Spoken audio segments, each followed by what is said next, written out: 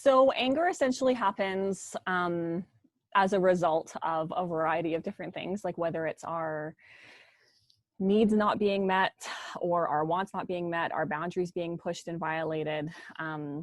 There's so many different things that can lead into these feelings of anger developing. And I think that often anger is looked at as a negative emotion, like we shouldn't feel anger.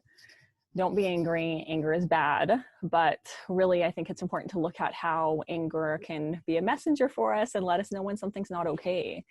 So if everything's fine and we are feeling like empowered as individuals and we're using our power and we're expressing ourselves and we are experiencing our lives like as a emotional person, then we're unlikely to have this huge buildup of anger, that will either turn into rage when it's built up and suppressed and not expressed appropriately, or will internalize it. And often, like a variety of physical symptoms result as the internalization of those feelings of rage. But ultimately, think about like all of the other describing words that we can use that would fall underneath the anger umbrella: frustration, irritated, resentment. There's tons of words that we can use to describe those feelings of anger. And I think that a lot of it really does come down to ultimately either not using our power, giving our power away, or feeling like our power has been taken away from us, feeling like victimized, feeling like we don't have control, feeling powerlessness. And also anger is what's termed as a secondary emotion, which means that there's always another feeling beneath anger. And the reason why often we default to anger is because even though anger really comes from that sense of powerlessness, it also, like, paradoxically gives us feelings of power.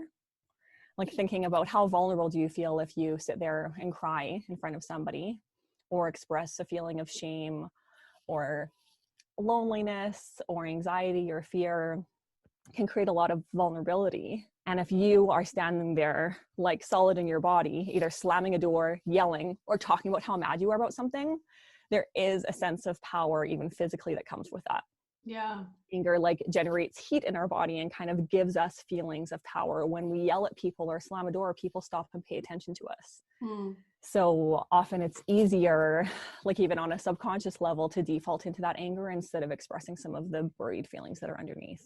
Yeah, it's interesting because like it's a release, like you were saying, like if you slam the door, if you like hit the bed or whatever you're doing, it's like a release in that moment. But at the same time, if I know that I'm having a rough day, I'm super irritable, it's also a release when I verbalize that to my husband. It's like, it's out there now. He knows how I'm feeling, and you know, we can kind of get through the evening together. He knows like to help out and like to, you know, take things off my plate if I'm getting stressed.